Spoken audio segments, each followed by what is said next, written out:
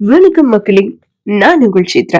நீ கேட்டுட்டு இருக்கிறது நீ தீயா இல்லை தென்றலா அத்தியாயம் 62.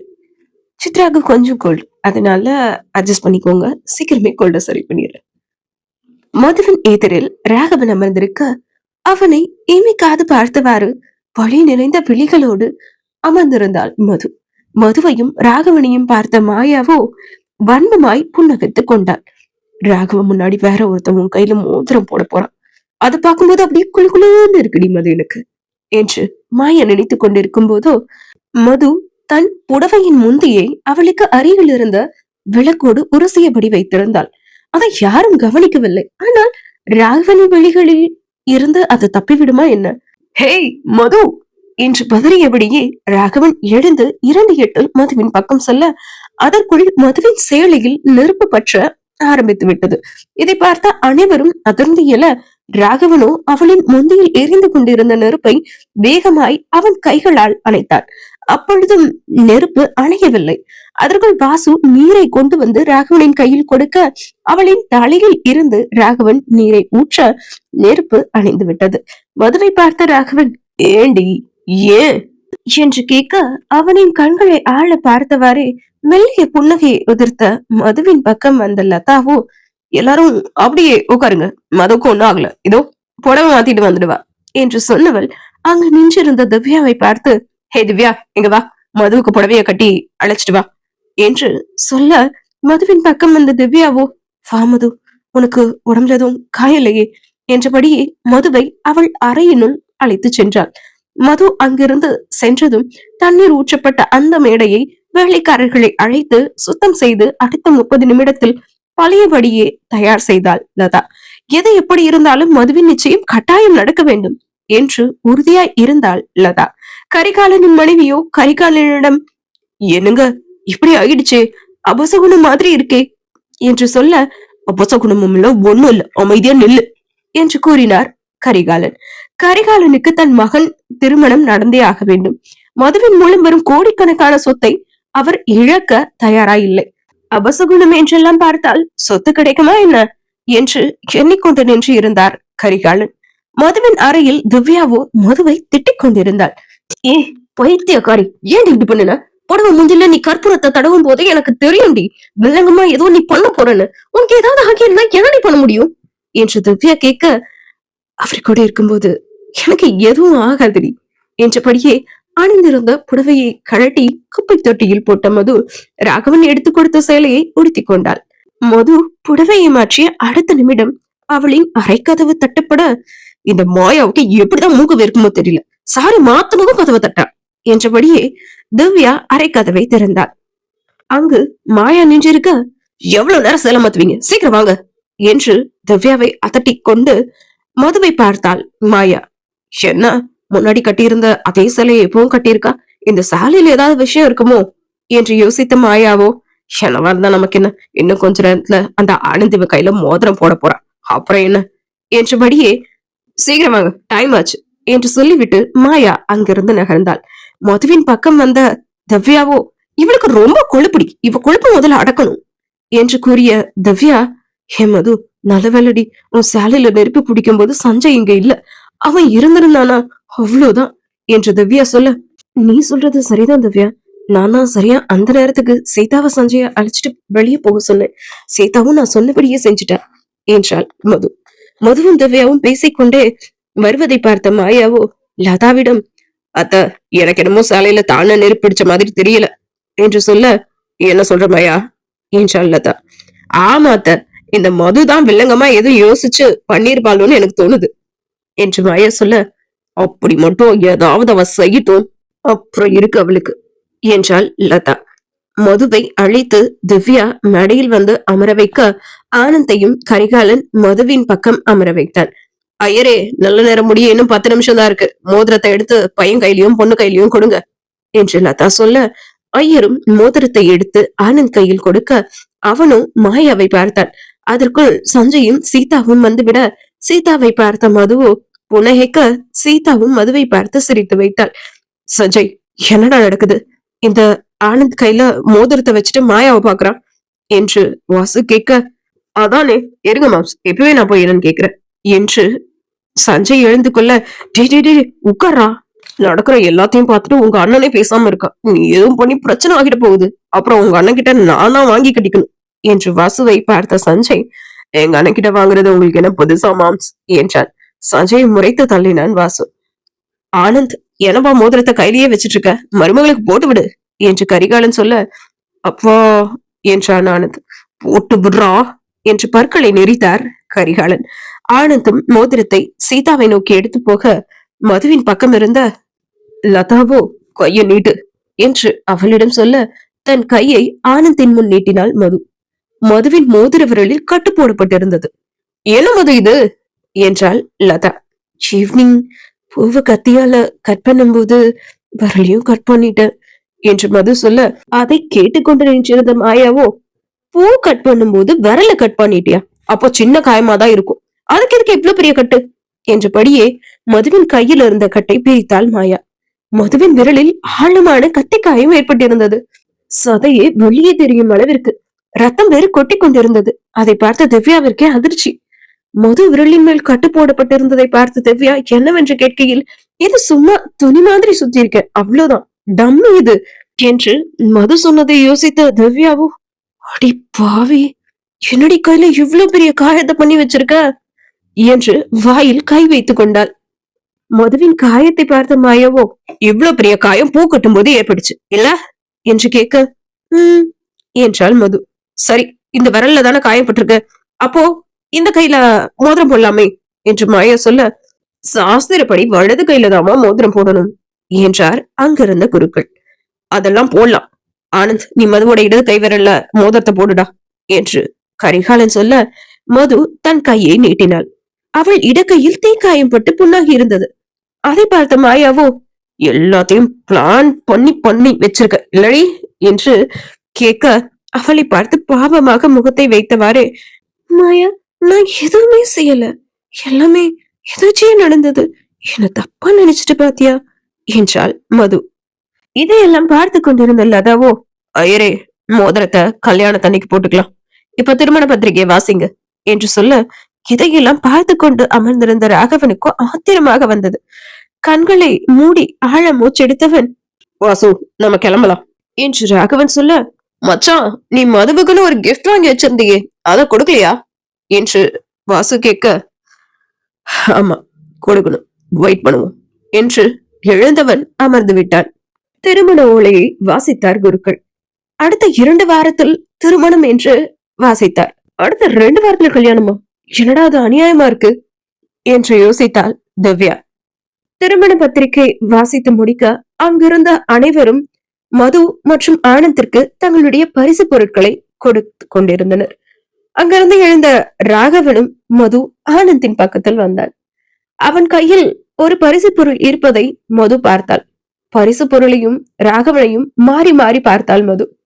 ராகவனும் மதுவின் பக்கம் செல்ல, மதுவின் கைகளில் ராகவன் அந்த பரிசு பொருளை கொடுத்துவிட்டு, கங்க்ராச்சுலேஷன்ஸ், இந்த கிஃப்ட் உங்களோட கல்யாணத்துக்கு நான் கொடுக்கிற கிஃப்ட் என்று ராகவன் சொல்ல, மதுவிற்கோ அவள் கண்களில் இருந்த கண்ணீர் உருண்டு விழும் நிலையில் இருந்தது. மது, ராகவன் மாமா கிஃப்ட் கொடுக்கிறார்ல, வாங்கிக்கோ என்று பக்கத்தில் இருந்த மாயா சொல்ல, மதுவும் கைகளை நீட்டி ராகவனின் கண்களை ஆள பார்த்தவாறே ராகவன் கொடுத்த பரிசு பொருளை வாங்கி கொண்டாள். சூப்பர் மாமா, மதுவுக்கு நீங்க கிஃப்ட் கொடுப்பீங்கன்னு நான் எதிர்பார்க்கவே இல்ல. ஆமா, அது என்ன கிஃப்ட் என்று மாயா கேட்க, அதை பிரிச்சு பார்த்தா தெரியும் என்றான் ராகவனின் பெண் இருந்த வாசு. பிரிச்சு பார்த்துட்டு போச்சு, மது கிஃப்ட பிரிச்சு பாரு, என்னன்னு எனக்கு பார்க்க ஆசையா இருக்கு என்று மாயா சொல்ல, மது அமைதியாய் நின்றிருந்தார். மது நான் சொல்லிட்டே இருக்கேன்ல, கிஃப்ட பெரி என்று மாயா சொல்ல, மதுவும் ராகவன் கொடுத்த பரிசு பொருளை பிரித்து பார்த்தாள். அதில் ஒரு மஞ்சள் கயிறும் அதனோடு ஒரு மாங்கல்யமும் கோர்க்கப்பட்டிருந்தது. அதை பார்த்த மதுவிற்கோ அதிர்ச்சியாகி போனது. அதை பார்த்த மாயாவோ, வாவ் சூப்பர் கிஃப்ட் மாமா, ஆனந்த் இந்த தாலியத்தான் நீங்க மதுவோட கழுத்துல கட்டணும், பாத்தீங்களா எங்க மாமா சூப்பரான கிஃப்ட் கொடுத்திருக்காரு என்று மாயா சொல்ல, அதற்கு மேல் பொறுமை இல்லாமல் மதுவின் கண்களில் இருந்த கண்ணீர் வழிந்து ஓடியது. மதுவை பார்த்த ராகவன், இதுக்கு தானே ஆசைப்பட்ட, சந்தோஷமாரு என்று சொல்லிவிட்டு அங்கிருந்து நகர்ந்தான். என்ன ஒரு வார்த்தை மதுவை பார்த்து ராகவன் சொல்லிவிட்டு போய்விட்டான். இந்த வார்த்தைகள் மதுவின் ஆள் மனதை தாண்டி சென்று அவளை துண்டு துண்டாய் நொறுக்கிக் கொண்டிருந்தது. அதற்கு மேல் அங்கு நிற்க முடியாத மதுவோ ராகவன் இறங்கி சென்ற பின்பு அவன் முதுகையை வெறித்து பார்த்தவள் தன் அறைக்குள் சென்று விட்டாள். கையில் ராகவன் கொடுத்த அந்த மஞ்சள் கயிறும் மாங்கல்யமும் இருந்தது. அதை பார்த்த மதுவோ, நீங்க புரிஞ்சுக்கிட்டது இவ்வளவுதானா, இவ்வளவுதானா?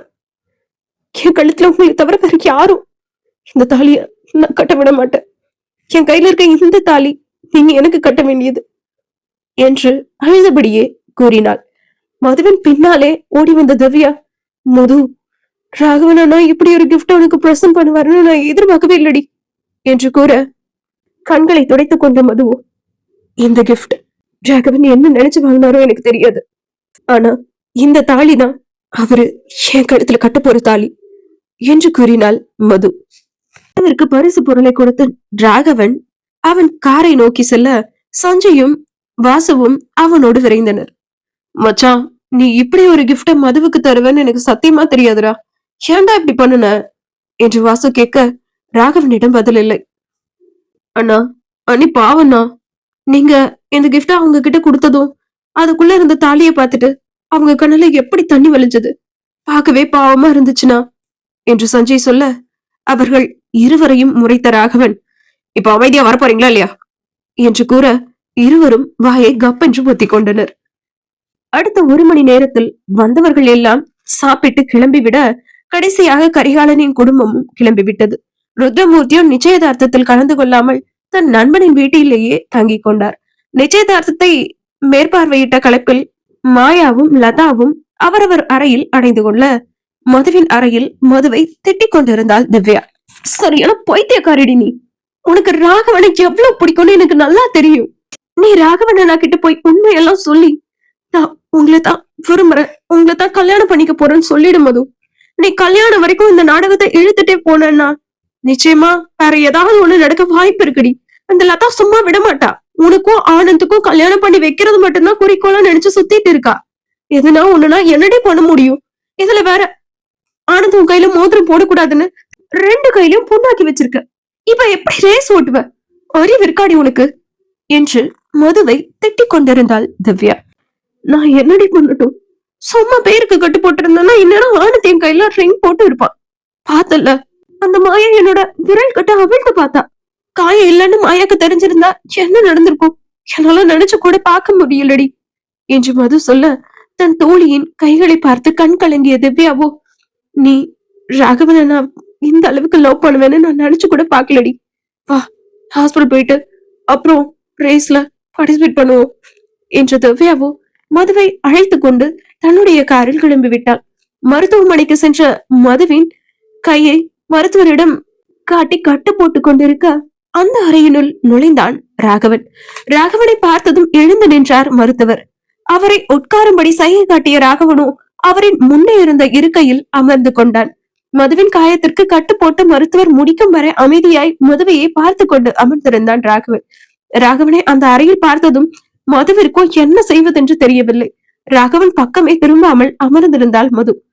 இப்போ இவர் எதுக்கு இங்க வந்திருக்கார் என்று யோசித்த மதுவோ ராகவன் பக்கம் திரும்பி, நீங்க இப்போ எதுக்கு இங்க வந்தீங்க என்று மது கேட்க, இது அவரோட ஹாஸ்பிட்டல்மா என்றார் மருத்துவர். அதை கேட்ட மாயாவோ, இந்த திவ்யா போய் இவரோட ஹாஸ்பிட்டலுக்கா என்ன கூட்டிட்டு வரணும் என்று யோசிக்க மணியை பார்த்தால் மது.